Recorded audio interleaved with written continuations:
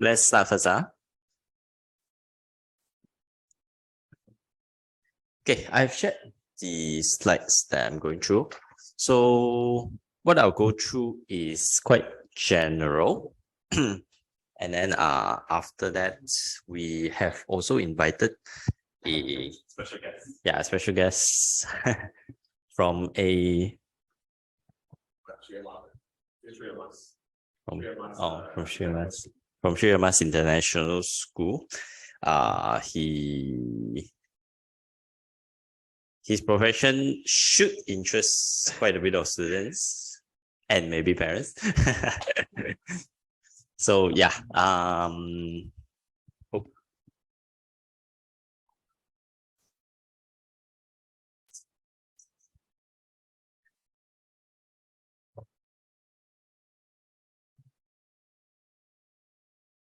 okay, yeah. So yeah, without wasting any more time, let's start. So what I will be talking about. So we call it a career talk.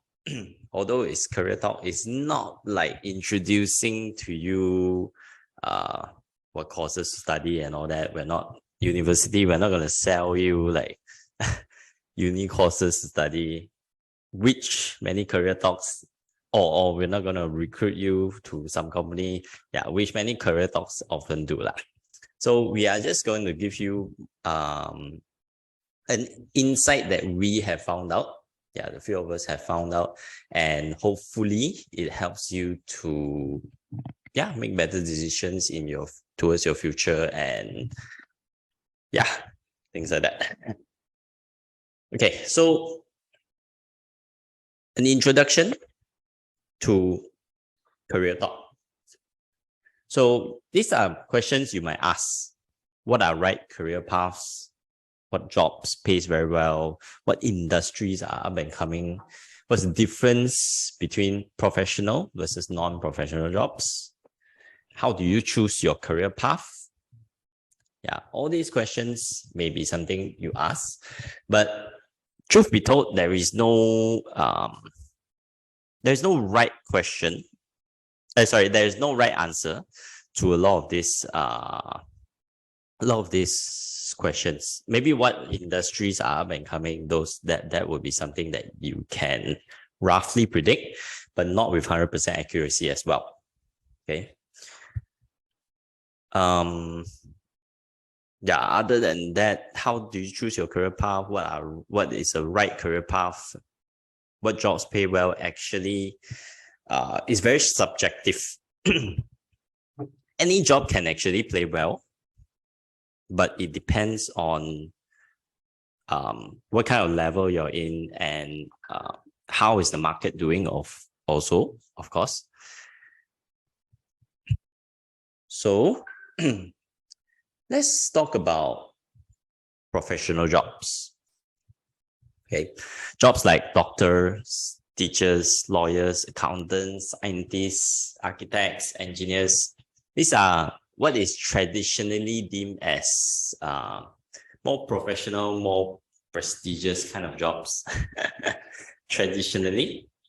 But truth be told, a lot of these jobs no longer holds the same prestige as it does, no longer holds the same opportunity as it offers, say, 10 years ago. Yeah, or even longer, like 20 years ago would be even better for these industries. So, but in the recent years, we have seen a high decline in the career opportunities for these jobs, because there's an oversupply. Everyone thinks it's good to become a doctor. Everyone thinks it's good. Oh, everyone wants to become a lawyer. Everyone wants to become an accountant. They think they make a lot of money. Actually, they count a lot of money, but they don't make a lot of money. Yeah, but it's not to say these are bad jobs. Okay, I'm not saying don't go into it, but think wisely. Okay, think, is it really the path you want to go into? So mostly doctors that I know, I mean, doctor graduates that I know, those who stay as doctors are those who are really passionate about saving people, about helping lives. Those are the people who stay. Those who go into becoming a doctor for money, they all jump into other career pathways because it no longer pays as well as it does. Even if it does pay as well, you have to go through a very, very long path, 10 to 20 years, in order to become the top specialist. And you have to become the top in order to really make money. So the trend has changed. Yeah. If you're just a normal doctor or even a slightly above average doctor, you don't make as much money as it does years ago. We are lacking of specialist doctors, but we are not lacking of doctors. What happened? I think I put here.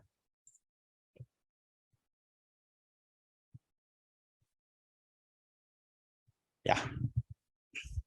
So we lack of, as I said, we lack of specialist doctors, but we don't lack of any doctors at all. In fact, there's an oversupply of doctors. That's why there's, if you've seen the news and all, there's such a big hoo-ha about doctors being offered contract jobs and not being offered full-time positions. Yeah, that was such a big news years ago.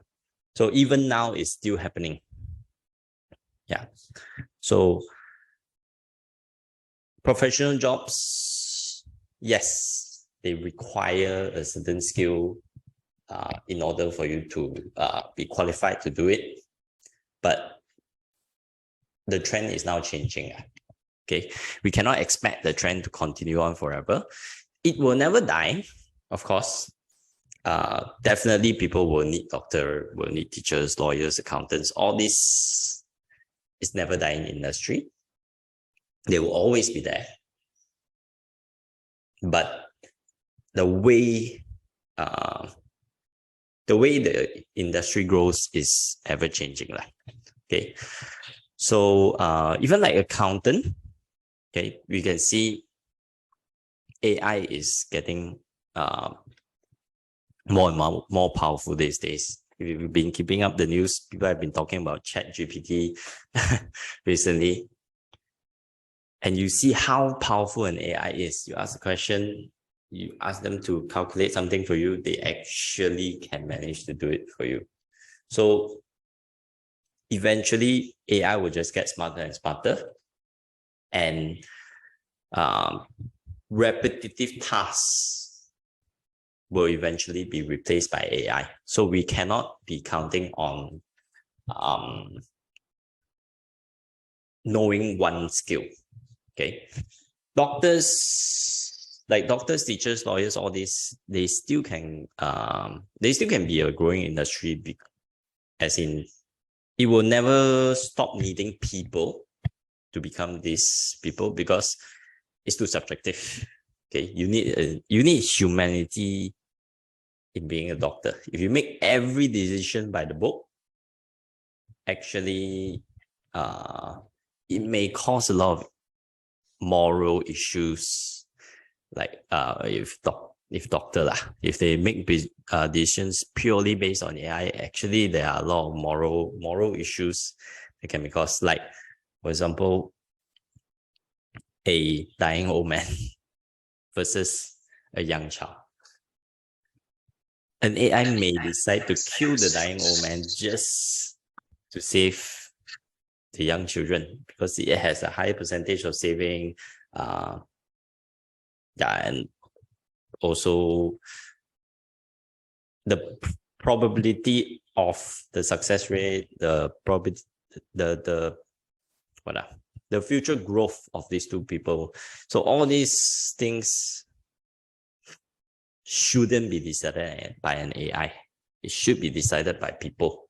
So there will still be a place for humans in most of the jobs, or things that are creative, AI, AI is very powerful, especially for things that are rigid, that things that are following a certain rule.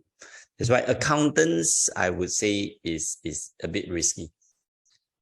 It will be risky in the next 10 years, 20 years, but there will still be a place for human, but the job scope may change. It will no longer be counting.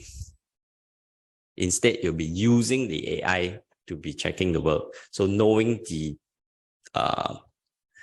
more theory part of it rather than actually doing the calculations. So everything will change. Industries always change. Yeah. So don't be stuck in the old mindset. Don't think that these professional jobs are the way to go and will always be the way to go. It's ever changing. Yeah. So, and as we can see now, the current trend doesn't point very well to these professional jobs. So unless you are really very passionate about it, I would advise against it. But if you are passionate about it, by all means, go ahead. Okay? Because it's not about the money anymore. Yeah. And also, if you're passionate, the chances of you doing well is way higher. So some upcoming trends, these are just some examples. Don't like memorize this list by heart. These are just some examples, okay, which, yeah, we can see the trend is coming up very highly, like software and web development, whether it's the coding part or the UX design. UX design is user experience. So these two parts actually come hand in hand, but it's done by different people actually. But these are very up and coming because nowadays there's an app for everything. Okay, everything we want to do, we always look for an app, yeah, that can help us do so. Let's even say recently, a friend of mine have birthday. I forgot to bring birthday candles. So what are we going to do? Use the app on our phone, candle app. So even something as small as a candle, you can actually use the app to do. But of course, much more useful things like, say, calculator. A lot of people, even students, I see a lot of students nowadays never bring their calculator to tuition, and they take out their phone. Their phone, is their scientific calculator. So everything has an app for it, and that is the trend. You want to do something, you find an app about it. So web development, software development, every company is also, every big company is also trying to develop their own app. You see banking now, banking nowadays is very important to use app. If your app is no good, people may consider not using your bank at all even. Yeah. Okay. So yeah, that is one of the up and coming trend. And things like online training. So after COVID, things have been going very online. Yeah. Even you see this talk right now, most of you are actually joining online. So that shows, how important the online world is. And there are many talks being conducted online. Yeah. So this is like the perfect example. Online training is something that people want, people feel is very convenient. Okay, because they can even engage experts from, say, another country, say from US. Yeah, this professors from MIT want to give a talk about engineering. So you can't, it's so hard to do that here. You want to invite him over to your university to give a talk, that would be so difficult. But for him to give a talk from his own home country, just turning on Zoom, just arrange a good timing that suits the different time zone, and then yeah, give a talk. You can go international about it. That's why it's an up and coming trend. Okay. Then digital marketing, big data analysts. So as I said, everything is going digital. That's why a lot of businesses are going into digital. Yeah. Even a lot of traditionally brick and mortar business, they are having their own website. Some are developing their app. They are deciding what platforms to put their marketing ad in, what platforms to engage for, maybe delivery, online payment, things like that. So yeah, digital marketing is the way to go, because people nowadays like to shop online. Yeah, I'm sure most of you who are listening have done some shopping online before. Okay, nowadays who doesn't shop online? So yeah, and also we always scroll Facebook, scroll Insta, so our social medias, and also maybe other platforms lah, other websites and all. There's always ads in almost every website, every app that you use has ads inside. So that's where digital marketing comes in handy lah. So what our target audience is, what platform should we market our ad in, all these are decided through the planning, digital marketing planning. So this is also an upcoming trend. Okay, big data analysts, I'm sure you all know big data, how strong big data is. That's why like one of the strongest companies that we all know is like Facebook. I mean, now it's Meta. Yeah, Meta, Google. These are super strong companies because of their big data. Okay, so that shows the power of big data analytics. Okay, because through big data analyzation, we can figure out so many different things. Yeah, not just the behavior of people, but we can also analyze the trend of things basically. Okay, so health and lifestyle specialists. So a lot of people here is still slowly going into it. Health, lifestyle, and also environmental and mental health is still only slowly going into it. It's not fully into it yet. How long it will take, I cannot tell you. Definitely, it's not something that I have the expertise to tell you. In fact, it's not exactly predictable when it will come to Malaysia, but it is slowly picking up in Malaysia. You see more and more people start going to the gym, start eating healthy. You see there are some new restaurants that offer more healthier food. And then mental health as well. You can see a lot of mental health consultations going around. It's more widely publicized now, and more people are going into it. Okay. Last time people think going to a psychiatrist, going to a counselor to speak, you must be having some problem. You must be you must be not well mentally lah. Okay, there's that stigma around, but slowly is going away.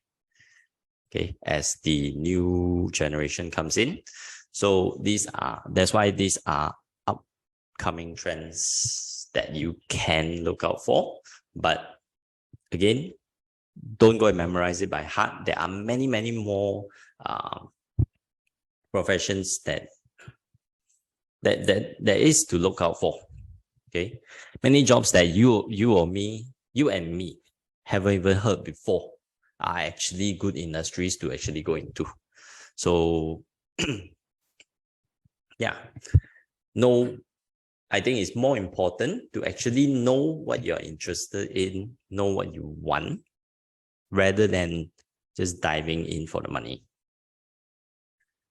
So when you're picking out your career, don't be blinded by the starting pay. Don't be blinded by starting pay. Think about what is the road that you want to take and what is your end goal that you want to achieve by the end of your career. I mean, towards the end of your career, not really the end of your career, in the later part of your job. Not the starting of it, but the middle and the ending. Okay, your start, they can give you a very high salary. Let's say sales. Okay, sales jobs, if you really put your heart into it, you keep working very hard, earning 5 figures a month is very doable. Okay, in fact, I've seen a lot of good sales people that actually have that actually have good money. Okay, good money at the start of their career because they work really hard. They basically work 7 days a week. Okay, although their time is a bit more flexible, but they do work 7 days a week. And those good salesmen, they actually commit to a 9 to 5, they have to work. Okay, whether it's planning for their jobs, seeing potential clients or things like that. But a lot of them earn good money at the start, but after, say, 5 years, their fire starts to die down. They're tired. Imagine working 7 days a week for years. It's so tiring. Yes, the money is there, but it's so tiring. Is that really what they want? So maybe for some people, some maybe workaholics that, oh, I love working. I just want to work every day, every night. But for most people, I would say, that's not what you want. You don't want to work. You don't want to work tirelessly forever. But you don't want to work tirelessly, especially on something that you don't really love. Okay, maybe if you love your job, maybe if maybe if you really love your job, then it could be okay. But even when you love your job, working 7 days a week is a bit I think it's a bit overboard, because if you're letting go of your social life, your friends, your family, then it doesn't make much sense. So don't be blinded by the money that is getting you at the start, but think about what it will do for you in the future. Okay, after 5 years, do I have progression in the career? Can I grow with my career? Is it going to teach me new things? Am I going to get more enhancement in life? So your starting pay may be bad. So for a lot of for people who really want to learn, in fact, I would say for your first job, it's great to go into a startup company. It's great to learn, to go into a startup company. If you go straight into corporate, in fact, it's a bit harder to learn because it's a more streamlined process. There's less things that you handle. Your head, usually one employee is handling more specific things. But in a startup company, then you learn a lot more. You do a lot more. You cover a wider area. From there, it will be easier for you to pick the exact road that you want to grow from there, if you are still not too clear about the specific pathway of your life. Okay, so I would say, if you're not really sure, maybe go into a startup that you are at least interested in. Okay, so you don't have to love your job. Okay, not many people actually love their jobs. Okay, I would definitely say you don't have to love your job, but you should never hate your job. If every day you wake up, you feel dreadful going to work, that's not the job for you. Definitely, that's not the job for you. So, pick a career You don't have to like absolutely love it with all your passion, but you should never hate it. Okay, but it's very important for you to separate between interest and passion. Okay, when you have passion in something, you want to devote your life into it. When you're just interested in something, means you want to dive more into it, but don't make your hobby your career. Okay, that's a big mistake that a lot of people do. Okay, if you love, if you love to say take photographs for fun, don't go and make it your career. I've seen people doing that. They regret their choice. They lose their only hobby. They lose the thing that they used to distress. They used to fill their free time. Yeah, they used to interact with their friends. Even some like to like go to gatherings, maybe take photos of friends and all. But once they go and make it their career, they do it every single day. They start to hate it. Now they go to gatherings, they don't want to bring their camera because they feel like I'm already using it every single day. I don't want to do it anymore. So they lose their only hobby. They lose their de-stress platform. So yeah, hobby and career are two separate things. But passion is different. Okay, if you're passionate, you should want to do it every single day without fail. So that is passion. Okay, so let's look at some of the a bit more unorthodox jobs. Okay, not so common, but they are there. In fact, they are quite strong industries even.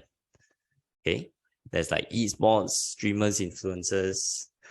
Arts and design is also something that is more and more people are looking at artistic sides. Yeah, a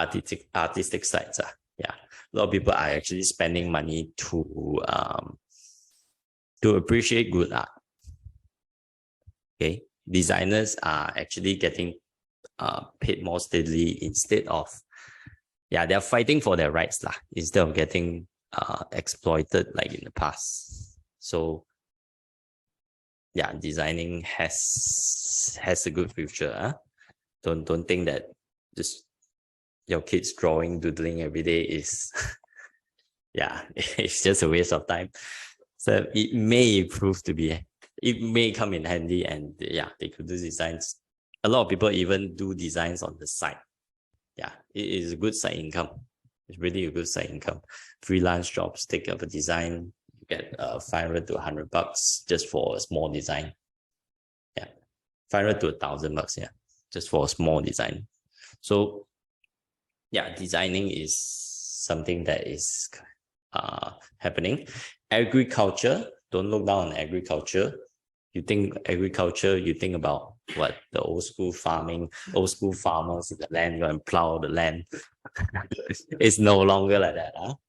So a lot of things, we are counting on machineries nowadays. Agriculture is about planning on it. You just look at the fruits that we have. Even the same type of fruits, there's so many grades of it. You look at like the Japanese melon. How much does the Japanese melon cost? Those Japanese melons in Japan, at least, I mean, not here. Here we don't really buy that. But those is like, it can go up to 100, 200K. It can go up to a few hundred thousands. Because they use it as a prestigious gift because of their patterns on the melon. So agriculture, it is something, and also a lot of people are starting to eat more healthy. A lot of people want to eat better vegetables, better fruits. So it is actually a growing industry. but maybe it's not so high yet in Malaysia. Okay, it's still a bit backwards, but we are getting there. We are slowly moving towards that direction.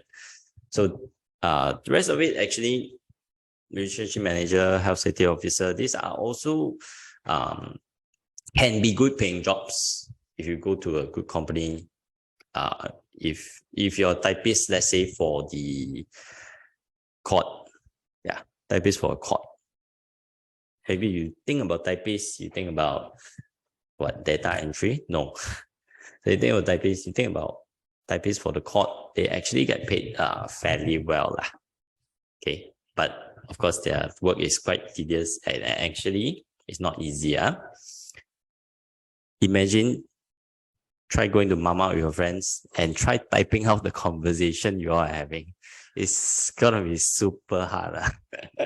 You're not gonna be, most people, at least I would say, won't be able to do it. So yeah, these are actually highly skilled job as well, but it's just not something that we are so exposed to. Okay, and then logistics is also something up and coming. You see all the delivery, deliveries going here and there, people expanding into different locations because of how widely connected they are through the online market. So yeah, planning logistics is also I would say it is a strong industry right now, in fact. Yeah. So there are many more. You should never limit yourself in your selections. Okay. What I know is only the tip of the iceberg, and I can only tell you the tip of the iceberg. So imagine the depth you can get from the tip of the iceberg if you actually try to venture into it, try to look more deep within. There's so much more for you to discover. So many young people nowadays, they think about becoming an influencer, or they think about going into esports. Yeah, but is it the right path for you? Is it a good path for you? Let me pass on to our special guest. To talk about esports. He's an esports specialist. Maybe you introduce yourself lah. It's better. One moment, huh? Where is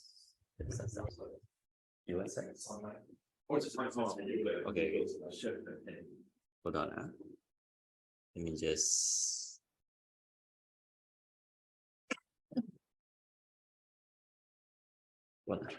maybe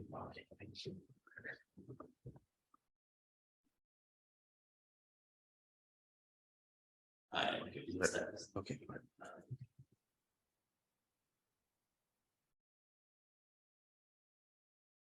I think this is yours. Do you need to send? Yes. Sorry, hold on. Let me get the slides for our guests.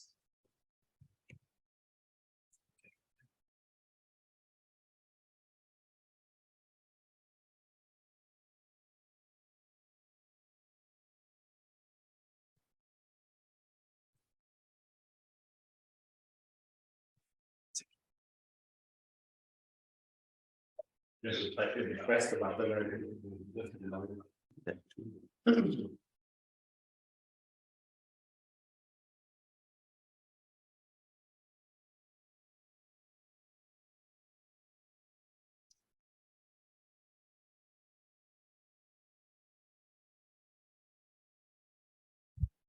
Sorry, intermission.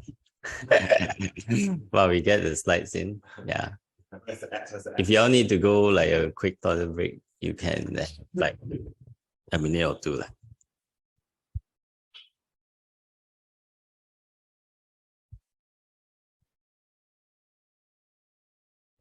of the students cannot make it because they got tuition. And they only they watch the content and the students ask. So but it direct we know on the Zoom vision mass in the morning. Maybe last minute mistakes them.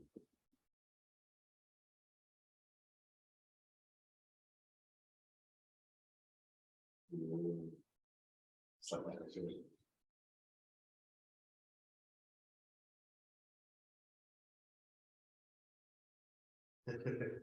That's cool.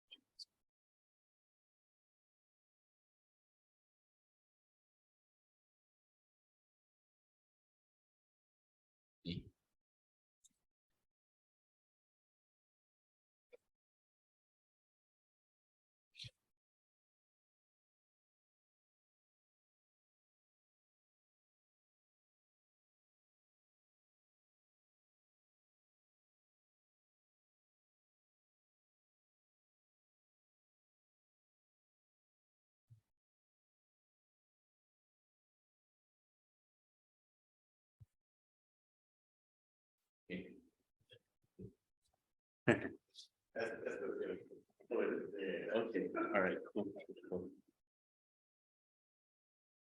All right. Do I have to look in the camera? Is the camera here? Okay. Hello, everybody. I was expecting a face-to-face audience, but it's okay. I can do online as well. So just a brief introduction about myself. My name is Gerald. I am actually a very new teacher. I've only started teaching about 6 months ago. And I'm teaching esports, which is one of the unorthodox jobs that we have here, as you can see from the previous slides. So just a little bit about myself. I was working in the banking industry before this. I was also working in digital marketing as well as sales. So I am no stranger to being in a corporate job, as well being in an educational setting as well. So I'm sure most of you here in the audience play some form of games. Actually, most of the people I know play at least one game in their life. And I take that to another level. So just a bit about myself. Let me just change the slides real quick. So I used to be a semi-professional Dota 2 player back in the US. I also am now a not really semi, but not too bad player in Mobile Legends as well. Yeah, as you can see, I used to teach the piano. I used to coach cheerleading as well. So I have a lot of experience in promoting and educating our youth. I think that's just because I love being a good role model, and that speaks a lot to me. As a career, I feel that is one of the most important things that you can do for our youth right now. Fun facts. So let's see if you guys can type in the comments or in the chat. 2 truths and 1 lie. I used to be a competitive cheerleader and coach. I cook pretty well, and I'm also a national competitive gamer. If you guys have been paying attention, you guys can find out which one is the lie. All right, so type in your answers real quick and we'll see. All right, we'll do that later. Okay, so esports as a career. A lot of you are thinking, why should I make playing games into a career per se? I'm not here to shift your thoughts or shift your career goals, but I would like to share with you that esports has a lot of transferable skills, transferable lifelong skills. And those skills that you apply in the game that you play, you can put that into your career. No matter which career path that you go into, you will apply these lifelong skills. All right. So one of the many skills that I show or I try and promote and teach is critical thinking. Critical thinking is possibly one of the most important lifelong skills that you apply in every aspect of your life, whether it being helping your mom chop vegetables and fruits, going to the grocery store, and so on and so forth. And that ties into communication skills as well. Being in the esports industry, you need to communicate with your friends, your teammates, your bosses, your peers, and that can be brought forward to anything and bring even to greater heights as well. As you can see, I've allocated these arrows. They go both up and down because all of them work in an ecosystem. So once you have developed a strong communication background, that will definitely enhance your leadership skills as well. And what I mean by leadership skills, in every aspect of your choices and every aspect of the things that you do in life, there'll come a time where you need to kind of step up. So in relation to esports, when you're playing a game, I'm sure a lot of the youngsters here, they play Valorant, Overwatch. I don't know. I don't play those games maybe because I'm a little bit older now, or maybe my reaction time is not as fast as I would like to think it is. So everyone, there'll be a leader, or there'll be someone who communicates really well in their team, and that really enhances their leadership skills.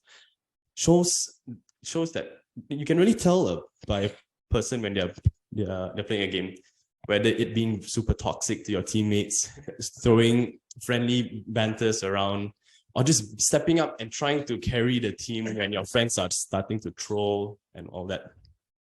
So these three skills, critical thinking, communication, and enhanced leadership skills, these three are all interconnected. And how I tie that back to program development, time management, financial management. If you do venture into esports, these next three are really key points into making the esports industry grow, or any industry grow. So as you can see from these three pictures that I picked, you have the first picture on the left, there's a pen, phone, wallet, there's a wallet, coffee, time, and a laptop. All these devices or items that you have shows that you're be able to multitask, the ability to adapt and be flexible in whatever you do in life. How it ties back to esports is the same as you would work in a corporate job. You need to be able to handle multiple roles whatever that your leader gives you, be able to handle it really well. And that ties to my next picture, which is the men and the women talking. Effective communication, how to be efficient, how to be reliable, how to always stay on your toes and be on point when you are needed. And coming back to the last picture at the end, that is being a great role model. That's what I said earlier, being a good role model in whatever you do, showing the right way and the most, again, I wouldn't say efficient way, but this is basically being a good role model and being a positive mindset to everybody around you. So this is just a rough idea of what esports players have earned. As you can see, the numbers have grown exponentially a lot. So there is a career. However, you need to be, the truth be told, you need to be a professional player. And not everyone is a professional player, unfortunately. But there are a lot of other career paths that you can take and make your, to pay your bills and maybe buy your mom and dad or your friends or even me, if you guys want to buy me something next time, if you do get into esports, just putting it out there, right? So there is you can see a trend. However, during I think there's no COVID period yet. Yeah, so these stats are before COVID. So it has declined in certain in I think the year 2016, 2018. But there is still, so ever since lockdowns have been abolished and all that, we can see a steadily increase in income and as well as job opportunities for esports. So how do esports earn money? As you can see, there are so many options and so many career paths that you can take.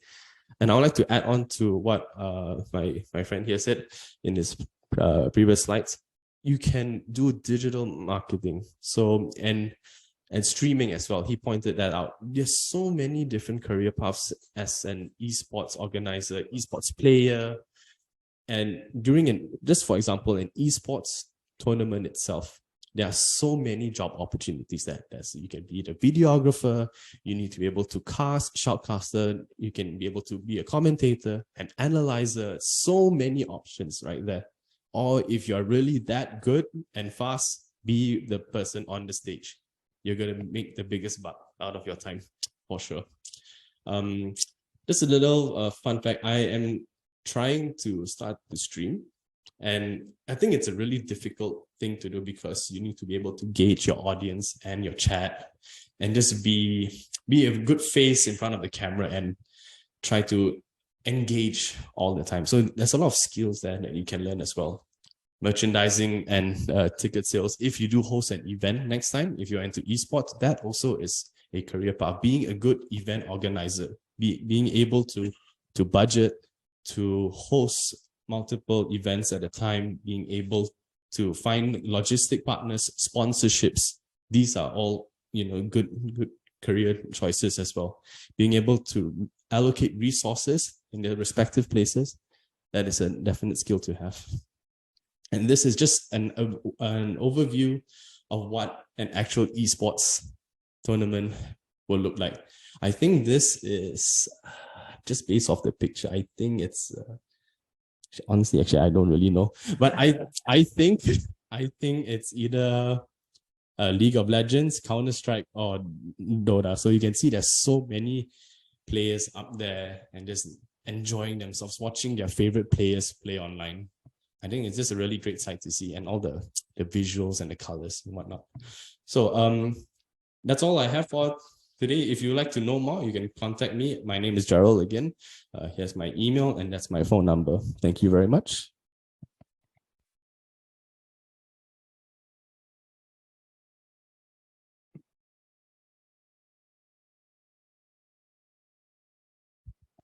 Thank you, Gerald.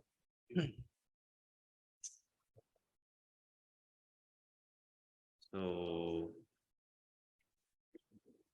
next we have Mr. Walter.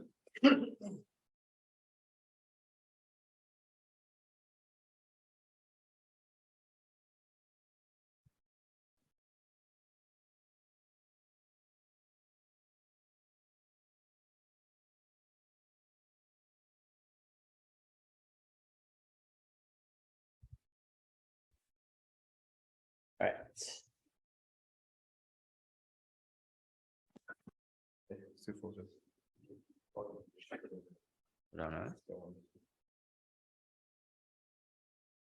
Share. No. Okay. Okay. Yeah, all right. Thanks. Thank you. Hi, everyone. Good morning. Most quite a number of you actually know me because they're my students. All right. So, okay. I am not going to. So you saw what Mr. Gerald said earlier, right? He's actually a e-sport enthusiast, and also he's like a coach, right? A coach, a teacher in three of us, right? So actually, there's a lot of things that we are very impressed now, because when I first got to know this from him, also I was very, very impressed. Because it's something that we have never really seen, right? In especially in Malaysia, like we always imagine like pro players and stuff like that, they stream online and everyone will be like, wow, it's from like some random foreign country. And then when you hear about it in like it's starting in Malaysia, you feel like it's just awesome, I find, right? So a lot of career pathway. I think like Mr. Damian will give you some briefing of what actually the type of career that you can go through, right? And I'm going to share with you specifically what you can do in the field of science. Because some of the students actually did ask me before, right? If I finish my SPM, if I finish my IGs, what should I take? What kind of pathway should I be in? And of course, when it comes to science, the field of science is very wide.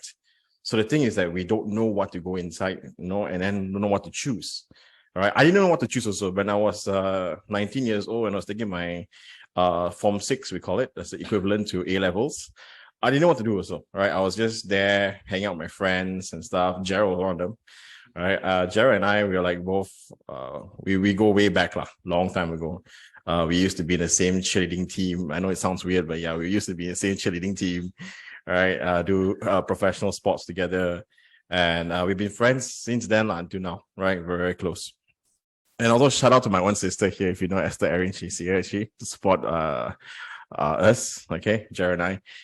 So yeah, let's move on to the talk. So if you're thinking of a career in science, okay, you're probably wondering like what field is the best for now, okay? So I'll tell you what is something to avoid and what you should try to go into because of those upcoming trends, okay? Now, before I start, some of you may not know who I am, so I'm just going to introduce myself.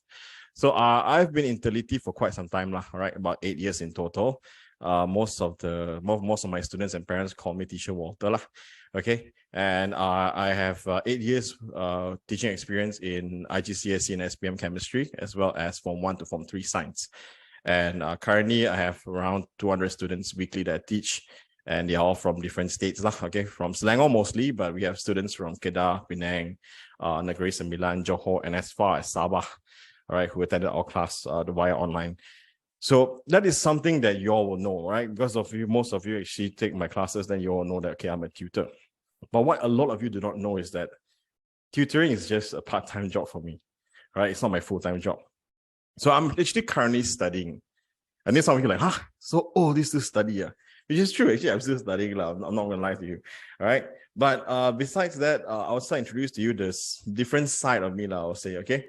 So most of you do not know that I'm actually also a scientist, okay, as in a research scientist. And I'm currently doing my PhD in University of Malaya. And I've been very interested in science since I was a kid, all right? Although I did not want to be a doctor, but I knew that somehow I like science. So when I was around 19 years old, that was when I was taking my pre-university. I had to make a decision on what to take, what kind of course to take before I venture into my career pathway.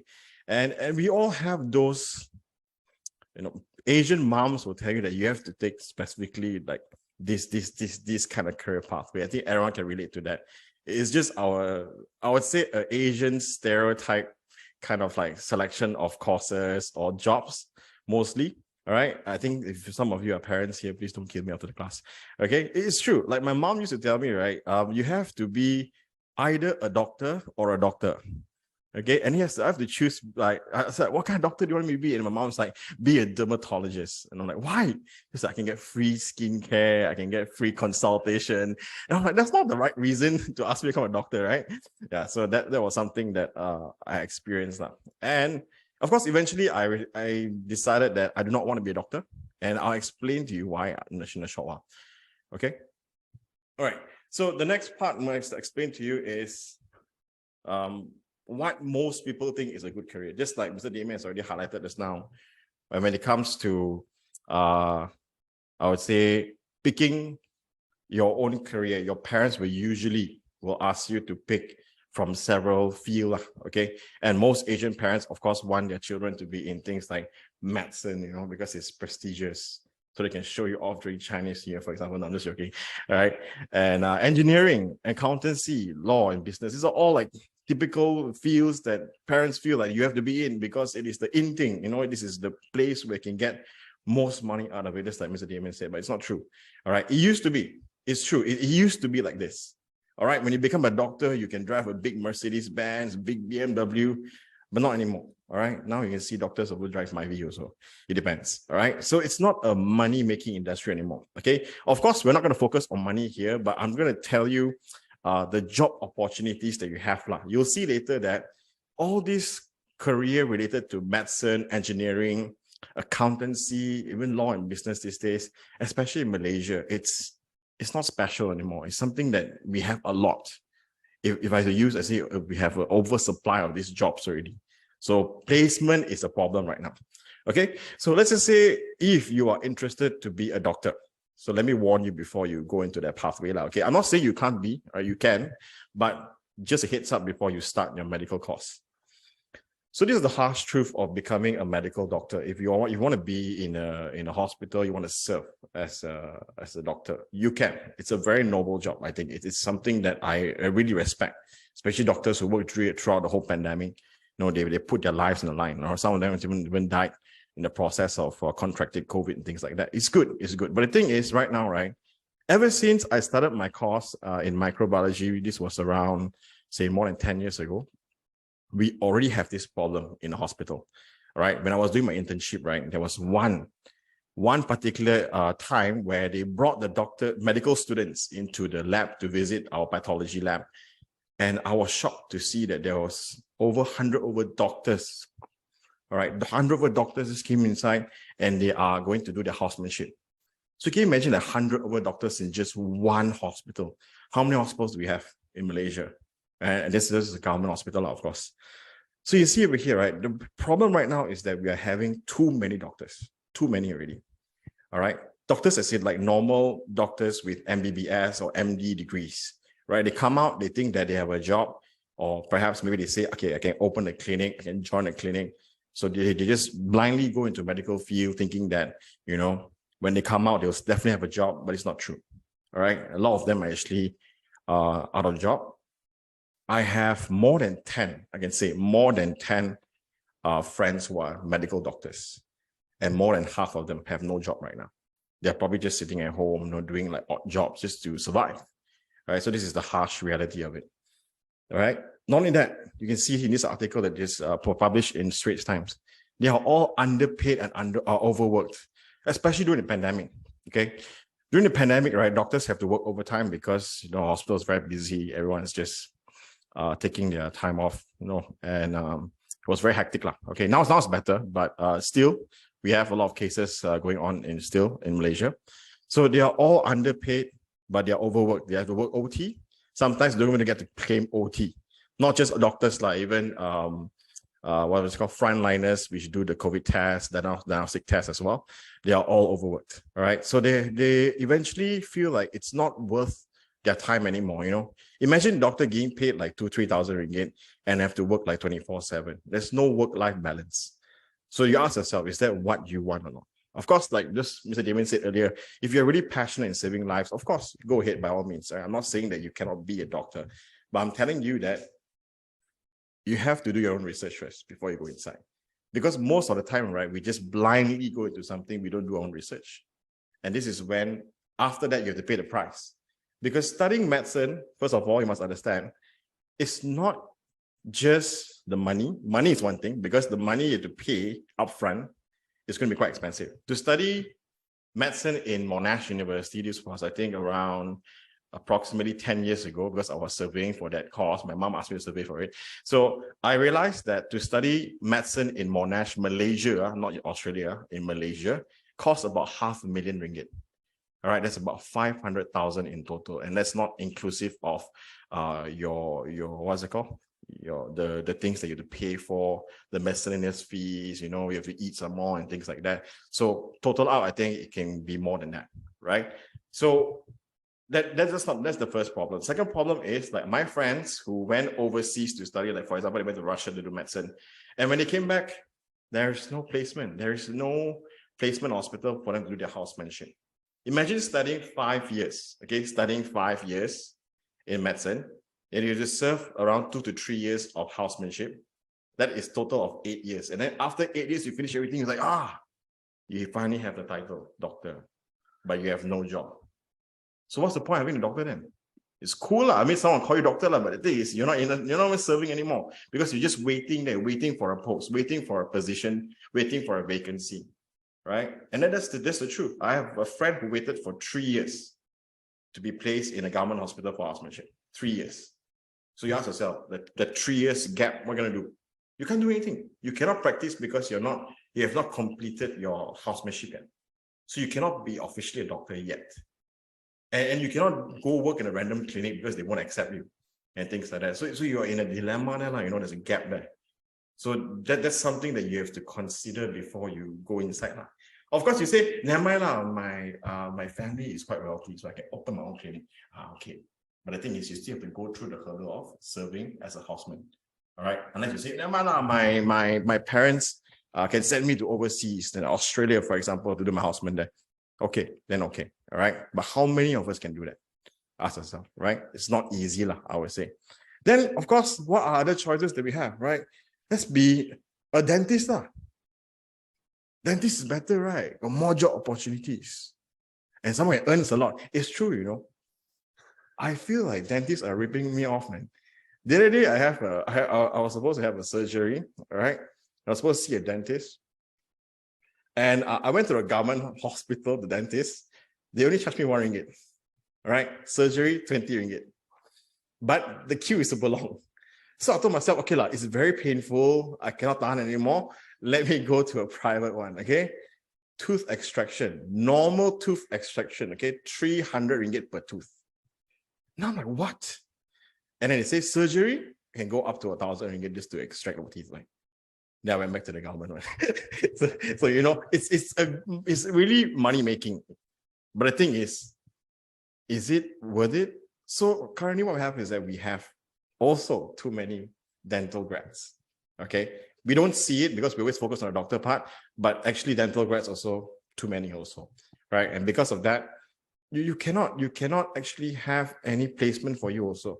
Most dentists, they come out, of course, they don't have to serve housemanship, but they have to go through a lot of process. They have to be placed in a government hospital as well. The most of the time they want to be in a government hospital because if you have no experience, no private clinic wants you. Unless, like I said, your parents are wealthy, you can open a dentist. Yeah, I have a friend who parents are super wealthy, straight away open a clinic for the person, And then my friend was like, yeah, I got my own clinic right now. This is right after she graduated and things like that. So, okay, but then again, you ask yourself, how many of us have that kind of opportunity? Not lucky to be like that, right? It's different. So you have to work very hard for it. So then it comes back to the same question, okay, if you are very passionate, I like teeth a lot. Okay, then go into it, no problem.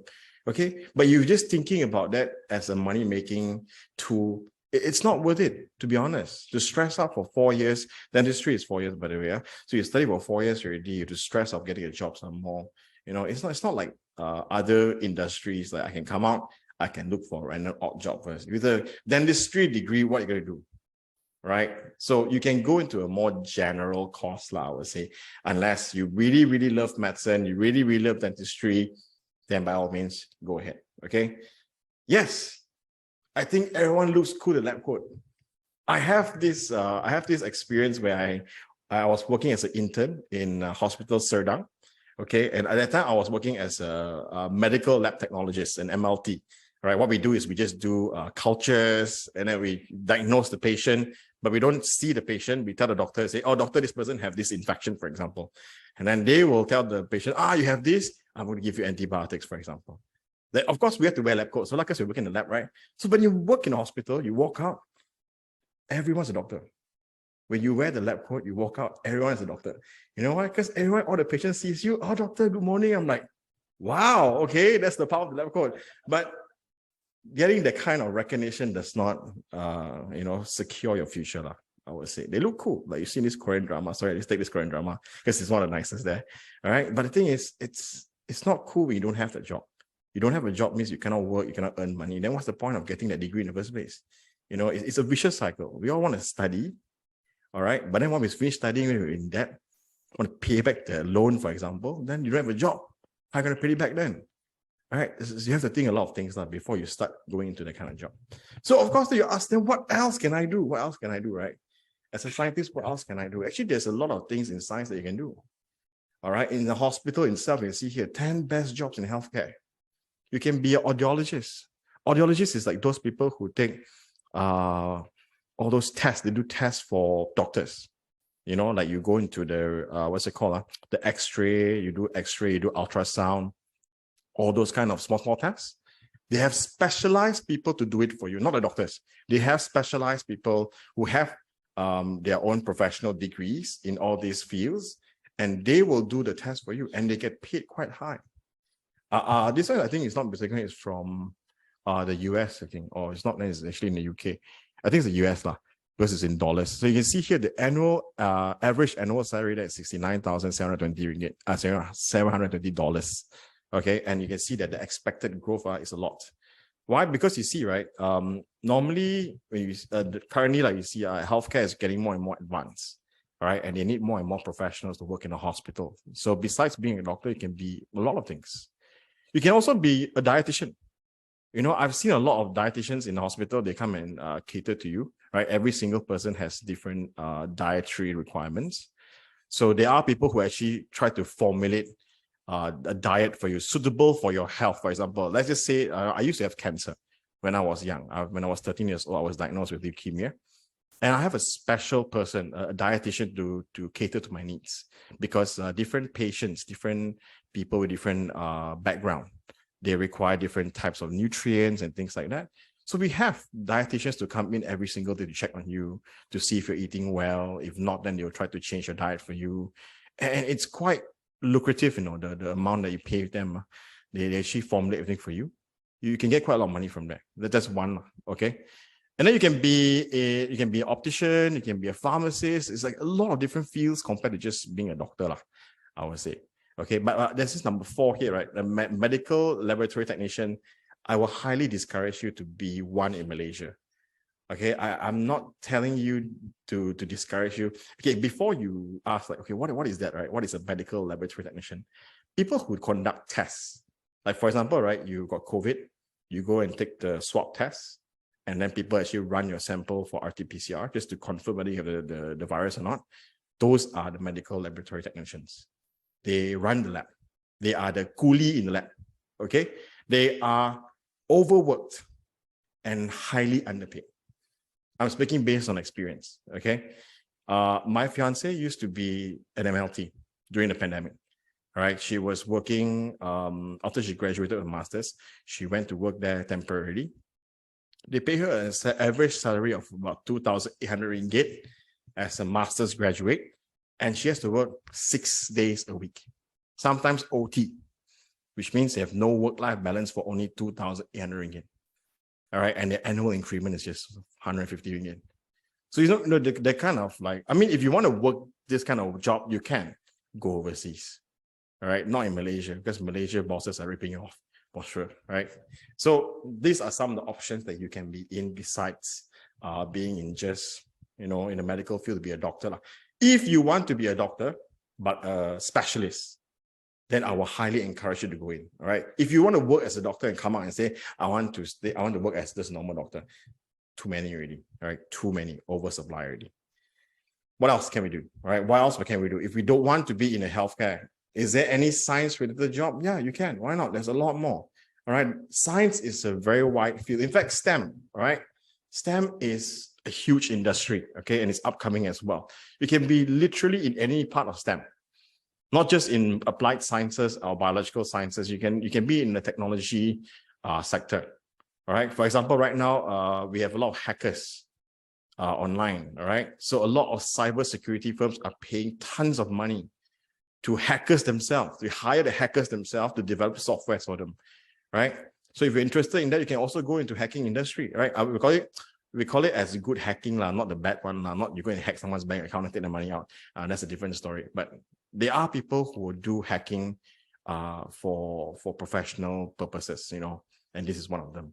All right. Software development, just like Mr. Damian said earlier, right? Software development also is in demand right now.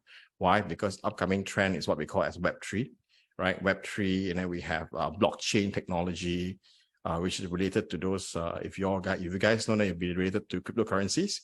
So those are the upcoming trends, which they are highly sought of and they pay well. All right, a lot of them. You just need to know where to go, like which company you want to employ and things like that. All right, and then of course, engineering themselves. I think quite a number of you are actually interested in engineering. So engineering is a wide field also. Biomedical engineering is something that most people do not know. All right, it is an engineering branch that deals with producing medical equipments.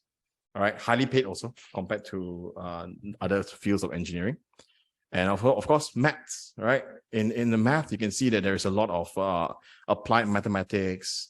There is a lot of data scientists in the UK now. They are quite highly paid. I remember there's one offer that my senior got to work in the UK. She has just had to be a data scientist, just compile data.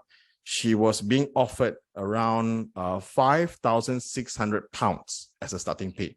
All right, as a fresh graduate. That's really high. All right, because data industry, the data analysis, like we call them in biology, data analysis field is something that biologists don't like to do. So what they do is that they will hire people like data scientists to help you to compile the data and then to make sense out of it. So that's why they're highly paid, because they process all the data for you to make it in a way where you understand, like in terms of words, right? So many things you can do besides that. Or if you're not interested in any of this at all, then you can be like me. You can be also a teacher. Why not? No, why not? A lot of my students ask me, sure, you are a scientist, why do you be a teacher? Okay, now this is the sad thing, okay? Being a scientist, right, although I'm very passionate in it, it doesn't pay the bills. That's very unfortunate. All right, a lot of people think that, oh, scientist means you're very rich. No, I'm not. I'm very poor, actually. All right, it doesn't pay. That's why I have to do this part-time job to earn some pocket money, you know what I mean? So that is one of the reasons. Okay, number two, the second reason that gave me the motivation to be a teacher is, of course, all of you who attended my class. All right, I am very happy when someone tells me, hey, thanks for the class, and I can finally understand better in this topic. It really encourages me, you know. Or for example, some of you actually text me right away after you get your exam papers and you say, hey, I got an A for science. I got an A for chemistry. All right, thank you so much. And that's also a motivation for me. That's one of the reasons, okay? And of course, another one is we would like to overhaul the whole science education system. Why? You can see here, right? Number one, STEM teachers are on the decline.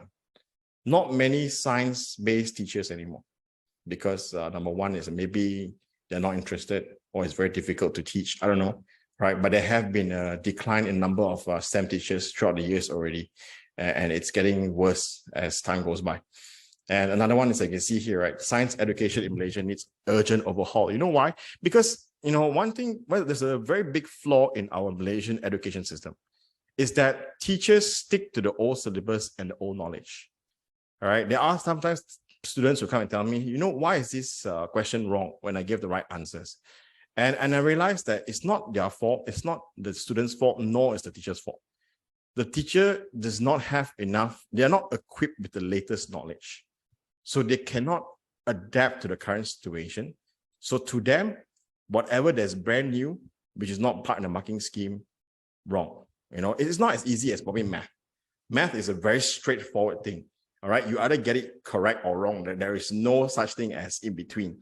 All right, but science is different. Science, there's so many ways to answer questions. Right? Like, for example, the other day, one of my students came and asked me, you know, after a flood incident, all right, what is something that's most prone of? Right now, I'll tell my students, usually if after the flood, then of course there will be, like, you know, a spread of diseases like cholera, for example, or salmonellosis. So then when the student write all these answers inside, it's wrong. It's wrong. But why is it wrong? It's correct. You know, it's been proven, it's scientifically proven already. Flood incidents, right, do actually cause a spread of diseases. But they say, no, it's wrong. Because why? It is not in the marking scheme. So that's why we say that, you know, it's not fair. It's not fair for students who answer correctly but get it wrong. I actually contacted the teacher personally. I got her number from my student, and I WhatsApp her and asked her, like, why is this wrong? And then she said, because it's not part of the marking scheme. So I actually went up to search for articles online and also scientific journals, and I showed her, this is correct, you know, it's correct. And then she finally said that, you know, she apologized. Actually, the teacher was very nice. She apologized and said that she didn't know about all these things, right? Because she's not equipped with the latest information. So that's all. That's why we feel like there's a need to improve our education system in a way where we can actually try to let the teachers in school to adapt. Why do you think there's people coming to tuition? I'm not saying the teachers in school are bad. I'm just saying that they're not equipped enough to teach the students with the latest, points, latest issues, right? And then one last one, you can see over here. This is by the head of ASM. This was in 2020, all right? This was published. This was the head. This lady here she was the head of Academy Science Malaysia, and she was the one who said that we are already in a modern age where we are supposed to be a developed nation already, right? Remember wawasan 2020? So we are supposed to be a developed nation by 2020. Now it's 2023 already, right? We haven't reached there yet. So why? Because you see, one of the reasons why is because Malaysian students, they don't excel in science and math. So if you don't excel science and math, how are we going to progress as a country? We cannot, right? So that's why if you guys are interested in teaching, you can be a teacher also. It's a noble job, to be honest, right? To produce someone who can achieve good results and be somebody good in the future, right? You'll be their inspiration instead of just being a doctor and no job, for example. Again, I'm not bashing out doctors again. I have a lot of doctor friends and I really love them. I'm just telling you that there are many options out there. Okay, there are many options out there. Just don't limit yourself to all the stereotypes. Just try to do your own research. Make sure you find something that you're passionate about. All right. If you're passionate about something, right, then it's not working at all because you like it so much that it's just something that you do as a hobby. All right. For example, all right. So with that, I'm gonna end my talk, and I hope you guys benefit from this, Okay. Now we open up to the chat for questions if you have any.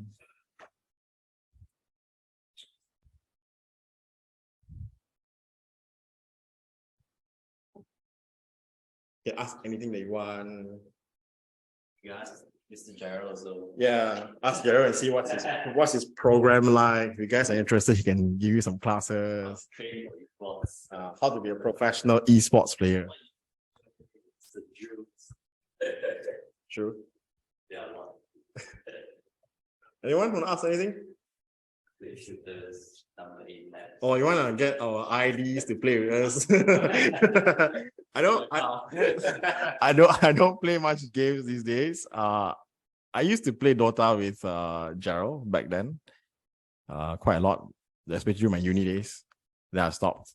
I don't play much game these days also. I play a few games of Valorant here and there, but I play Brawl Stars, if that counts as a game. All right. Yeah, so yeah, you can ask us anything that you want. If you're curious, parents, students can ask also if you want.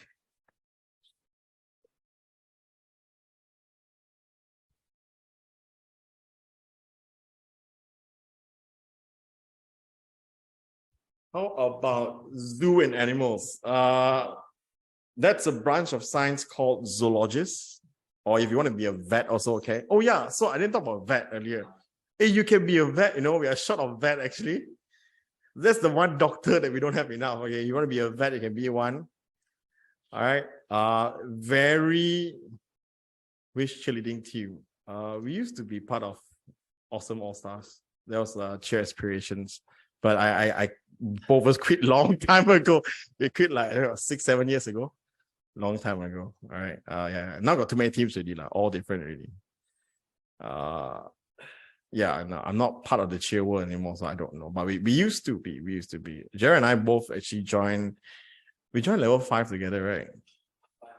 Yeah, then after that we move on to level 6 but that was just for 1 or 2 years, then we quit.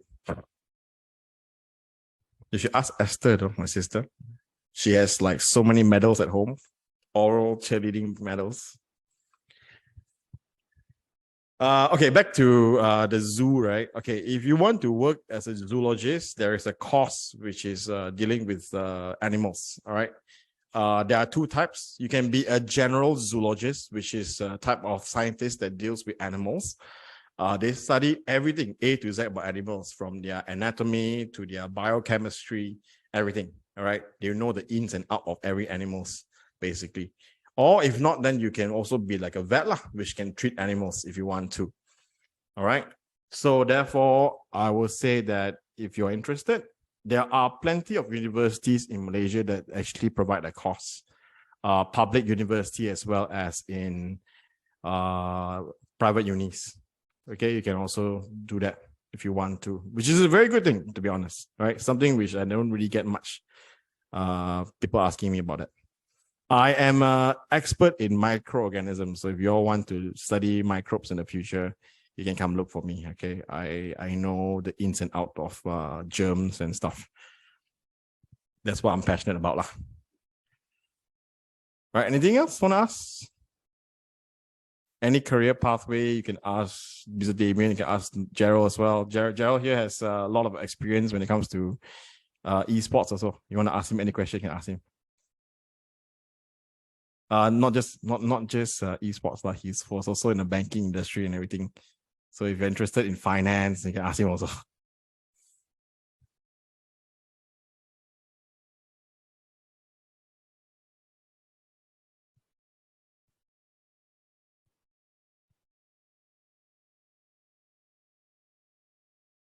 So the what's it called? This talk is recorded. We will be publishing it in 30T's website. All right. So that's in like 30T's Facebook page lah, and also social media. So you can actually go there and watch it later on or spread it. Okay, you can just share with your friends or your parents if they want to know. It's actually free. Yeah. You can help us to boost our post also. Is sports science okay? Yep. Sports science is fine. Depending on which branch of sports science, there's many types of sports science also. All right. Yeah, there is sports science that deals with athletes, training them. Sports science can also be probably people working in a gym who help. We call them as a fitness trainer. Sports science can also be people like, for example, formulate courses in the university. So it depends on which branch you're in. Sports science is actually quite good in Malaysia because Malaysia also focuses a lot on sports. Right, so it's actually considered as quite a good industry to be in also, if you want to be lah. Okay, not oversupplied also, right? You can be, for example, a cheerleading coach also, no problem, right? You can also be a coach of a football team, right? A coach of a badminton team, any kind of sports also. There's so many sports in Malaysia, so you can actually be a good, I would say, trainer. What is the salary of a chef or a baker? That one I'm not sure. But if you're talking about hotel level chef, then it's a lot. All right. Hotel level chef is like, do you have any idea how chefs are being paid?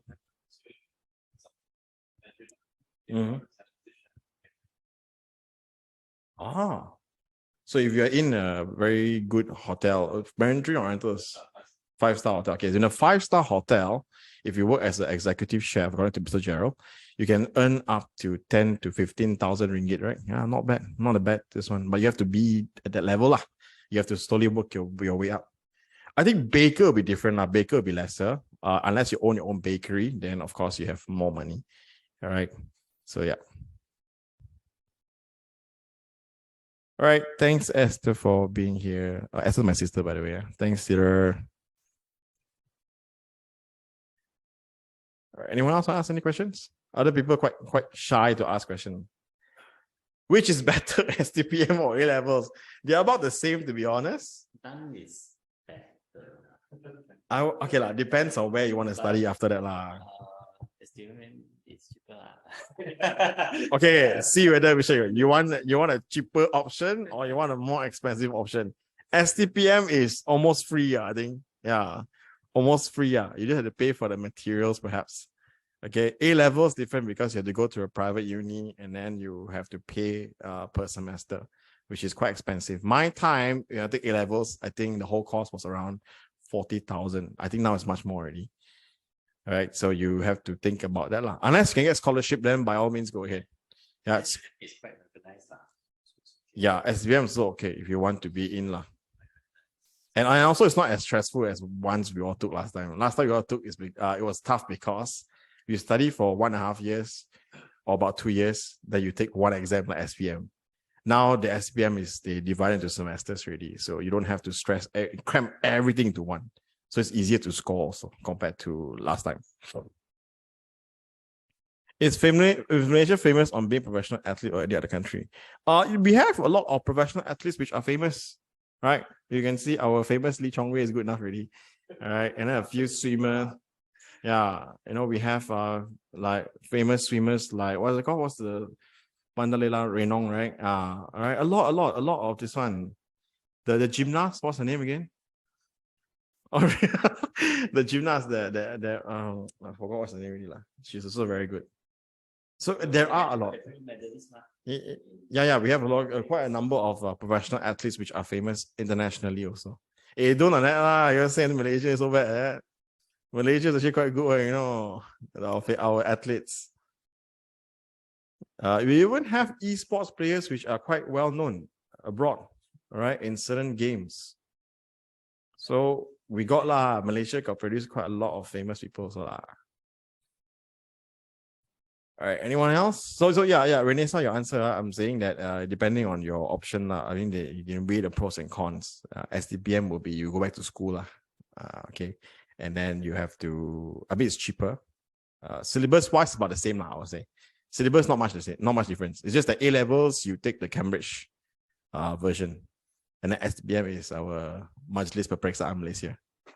But they are both quite equally recognized across the world. There's more than just these two. Yeah, there's foundation too. It's cheap. It's not cheap, but it's fast. 1 year only. Yeah. There's a matriculation also. Yeah, and matriculation also can. Okay, matriculation easier to score. Yeah. Sorry to say that. SDPM is harder. Shorter also.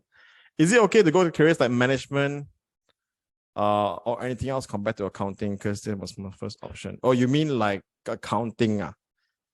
No, we won't say that accounting is dead. All right, that's not what we meant. We meant that accounting will slowly be replaced by softwares and AI. That's what I'm trying to say. So when you become next time, probably when you become an accountant, you won't be counting. You'll be using the software to count, and you analyze what you count up. So you need to know what the results show you instead of getting to the results. Management, I mean, there are people who are already testing on it, but it's not really adapted worldwide yet. Yeah, it's not. Oh, because that's what your mom uses now. It is happening. It is already happening, but a lot of manual calculation is still being done. Yeah, it's like more towards like pilot phase now. It's not really entirely adapted by all companies. Normal accountants will get phased out. Yeah, slowly. So then you still want the experienced ones to keep. Yeah, so you must be experienced. Yeah.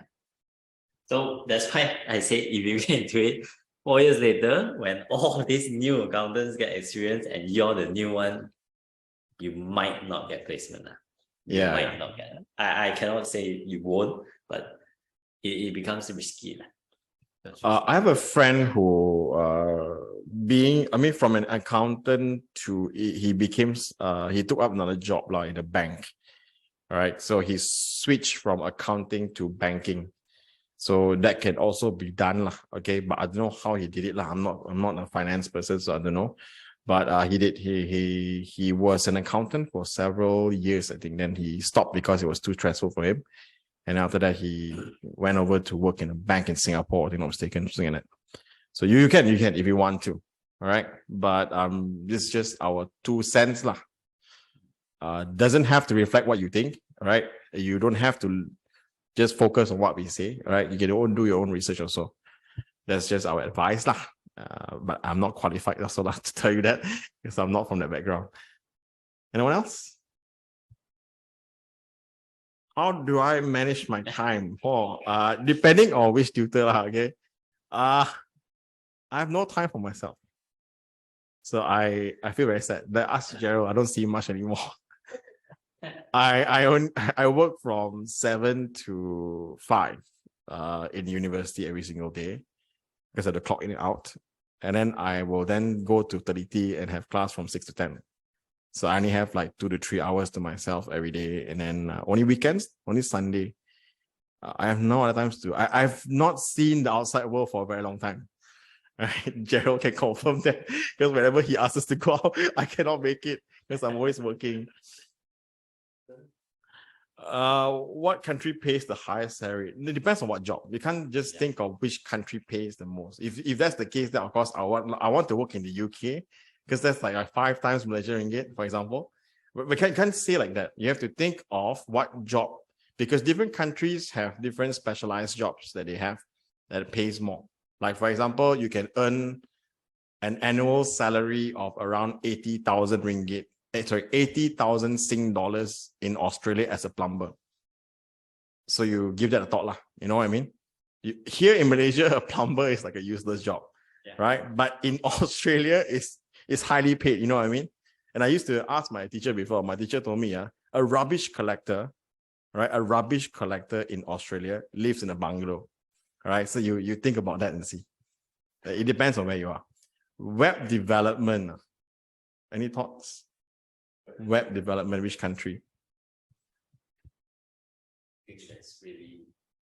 I don't think there's any country, because now it's like cross-border already. It's like everything online already, especially web development. You know, you can literally do everything online. Even if you're doing it here, you can get paid in USD. That is true. It depends on which company you work for. Yeah. It just depends on who you're working for. Yeah, sometimes MNC they pay you in their own native currency. Like US companies, they pay in USD, depending on which level you are, of course. So that's one thing you can keep in mind, lah. But you have to work really hard at first, lah. I mean, it's the easiest way to think about this is that you cannot think of the money initially. That's the most important part. You cannot think about the money initially. You have to think about what you're passionate about, what you feel like you're interested in. That's the best one, because you know why? You're going to stick to that job for a long time. So if you force yourself to do something because of the high pay, that's what Mr. Damian said. You can do 5 years down the road and then you're like, I don't have a sense of achievement at all, you know. Don't be blinded by salary. Yeah, you want to be someone like Gerald, where he's very passionate about it. Like, I never asked him to talk about esports. He's like, yeah, all the gung ho, you know, because he's passionate about it. He really loves it. It's different. It's different compared to a person who is like an accountant, for example. This is an example. Okay, this is not to target anyone. Like used to have a friend. Like he used to earn a lot as accountant. He like whenever we see him, he's like, "Hey, belanja makan lah, you're so rich," you know, kind of thing. But you can see that his life is very stressful. I think some of you who have parents of accountants, you all will know that they work very hard, right? Just to put food on the table, just to sacrifice their time, you know. So when it comes to my advice, if you ask me, right, a job must have a work-life balance, not like me, that work non-stop, no life. Okay. I'm trying to reduce, I'm trying to relax a bit, but for now, because we're young, right? We say, never mind, we work first. Then as we go older a bit, then we can start to relax a bit. Like that kind of. It depends on the person also. Different people have different goals. So you ask yourself, what's your goal? At the end of the day, you must be happy. There's no point working your whole life and you're not happy. Then what's the point of earning that money? You know? So that's why money can never be the first factor that you want to find a job, you know. Try to see what you're interested in. Of course, money is important as well. You have to pay the bills. To suffer. I mean, enough lah. Enough to pay the bills. Yeah. Just make sure it's enough to pay the bills. The rest is bonus lah. The rest is bonus. Yeah. And don't stress too much up because of that money, you know. Yeah. So, of course, you have to eat. You have to live. But if it's enough, then make sure you like the job. What you're not sure if you're not interested, it's okay. I didn't know what I want to do until I was after STPM. All right. After when I was like, my mom told me, hey, your deadline is next week. You have to decide and see what you want to do. And then only I start to do my own research. And then only eventually, slowly, I decided to be a microbiologist because I like germs. Not that way, but yeah, I like germs. I like to study them. Then until now, I've been more than 10 years as a microbiologist, and I really love the job. I get to see things that you cannot see. So that's one of my things that I do. Actually, in my case, I wasn't sure what I was interested in also. Then I went into those like uni counseling to push you into a course. They see my results. Wow. Physics good, maths good. Engineering, I got put into engineering, and oh my god, I was like, why did I choose this? Because it's not easy, and I wasn't like particularly interested in it also. Because what you study and what you actually do is very different also. Yeah. So you if you think about engineering, wow, if you see engineering in like movies and all, say that wow, they design all these what cars robotics you think it's like oh so cool. Then you go into the course, every day sit in front of the table, look at your laptop. It is not what it is. So yeah, if you're not sure what you are interested in, try different things. I would say try different things, read more, find more articles, but don't blindly jump into it. You can go into pre-U. Pre-university is good. Pre-university is fine as a stepping stone. Yeah, if you straight away know what you want to do, then you can go into diploma also. But a lot of people, you can skip pre-U and go into diploma. That saves you a bit of time also. Yeah, but don't get pulled into it. Hello, it's me again. All right. So I just want to add on what Damian and Walton said. There are also options where you can go to the United States, US, where they have the American Degree Transfer Program. So that is a 2-year program here in Malaysia and 2-year program in the US. However, you can do that in Malaysia as well. You can do a 4-year 4+0 program in Malaysia. I did the American Degree Program, and the first 2 years of your course, you can do as many choices as you like.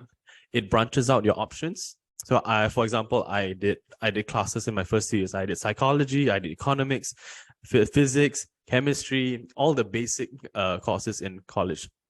And those 2 years gave me the option to choose where I wanted to go in my career path. So at the end of the day, I settled for the easiest, which was business. Yeah. So just to give you a better idea, there are a lot of programs out there that would suit each and every one of you. Yeah. USA. USA. It's Gerald from both USA, not Malaysia.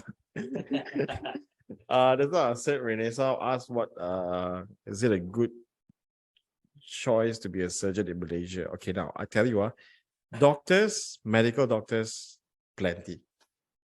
Too many. Specialists, not enough. That's the difference. Okay. Remember what I say, doctors, plenty. We're talking about normal doctor graduate, medical graduates, as in like the one that comes out with MBBS degree or MD degree, plenty. But specialists, not enough. So if you're asking me if you want to be a surgeon, is it good? Obviously, it's super good to be a surgeon. Yes, correct. But you must bear in mind, right? It's not easy to be one. You need experience. You need to study extra some more. Most specialists will take 5 years medical degree, 3 years housemanship, plus 1 to 2 years of masters. They call it masters, master's degree, which they give you the specialization. On top of that, you still need to work hard, gain experience before you can be a good surgeon. So I would say plus minus 15 years or so to be a surgeon. But if you can persevere, if you can be very determined that you want to be one, then eventually you can be a good one also. And in fact, we need one. All right. It will be a very good money-making job, to be honest, but you have to be good. I remember there was one time, right? My mom has a slip disc. All right. Slip disc is where the spine area, one of the discs, it ran off its position, and then it's suppressing against the nerve, so you feel very painful. So for doctor to perform just a 2-hour surgery, just to pull the disc and cut off a bit only, okay, at the bone area. It may sound simple, but it's not, okay? 2-hour surgery, 20,000 ringgit. All right, just go inside 2 hours, come out 20K. Example, But there is a possibility where you might have to deal with the fact that you cannot save everyone's life also. Sometimes surgery people die also. Can you cope with the stress? That's the question. Can you cope with the stress? Because some things like this, for example, you're a doctor and you cannot save a life and you feel like it's your fault. Not see the die in your hands, for example, right? You think about it, right? You will feel traumatized by the event. You could develop a trauma, and you cannot even practice anymore after that because you feel like it's your fault. Most of the time it's not your fault because you try your best already, right? But you have to bear in mind, all these things is you must plan ahead, you must think ahead. You cannot just say that it's okay. You cannot just say like, oh, I want to be a doctor, I want to be a surgeon, I want to be this and that, but you don't think ahead on like what is going to happen in the future. That's why most students, right, when they choose a pathway, they don't think about the outcome. They don't think about the long term. They just say, I see the drama looks very cool, right? People gone doctor, they wear lang zai, and then they go there, wear lab coat, hello, goodbye, 100 ringgit. It's true, but the thing is you don't see behind the scenes. All right. I used to think like that also, right? Last time my oncologist that treat me when I have cancer, right? The oncologist just literally come into my wall, look at me, take the chart up and say, eating well? Can you go toilet? Okay. I'll see you tomorrow. 100 ringgit. You know what I think? So it's like that. It's like that. It feels like it's very easy to make money when it comes to that kind of that point now. But you don't see the things that he has to go through. Like my oncologist used to have to do bone marrow transplant every single 1 month or 2 months each time once.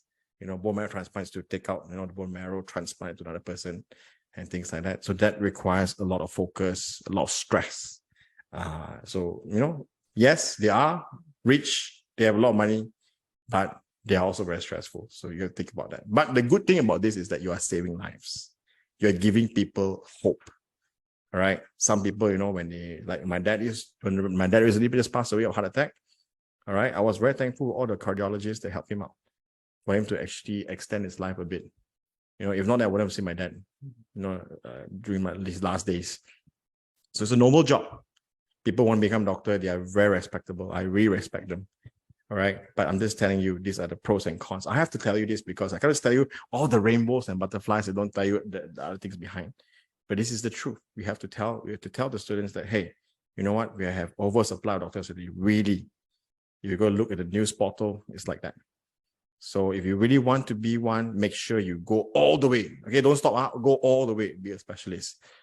Then only you can save lives. All right. MO, too many already. If you just want to be a normal doctor, don't have to. There's too many of them. Be a scientist instead, a research scientist. We actually need more research scientists.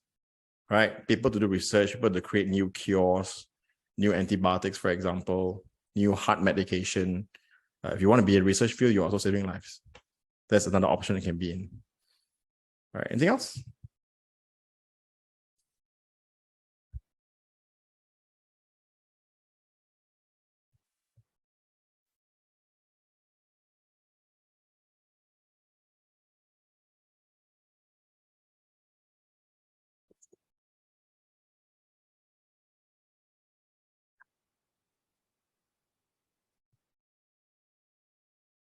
No more? Sure.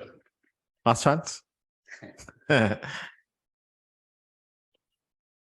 Well, if you have any questions, you can always drop us a comment in Facebook or anywhere. You can drop by our socials also and ask the questions. No problem. I will post this up on YouTube. So yeah, you can rewatch. And then so if there's any questions, you can always put it there as well. And we'll try our best to reply. All right, if nothing else, then thank you guys for joining us today. We hope you have some insight about the career talk so that you all can actually get an idea of what you want to do in the future. And do not hesitate to contact us if you need any more info. All right, we'll be more than happy to help you out to see where you want to go in the future. All right, so thank you guys. See you guys in class, I guess. All right, and have a good weekend, everyone. No weekend already, sorry, weekday already. Have a good holiday today, tomorrow, back to school. All right, welcome. Take care, everyone.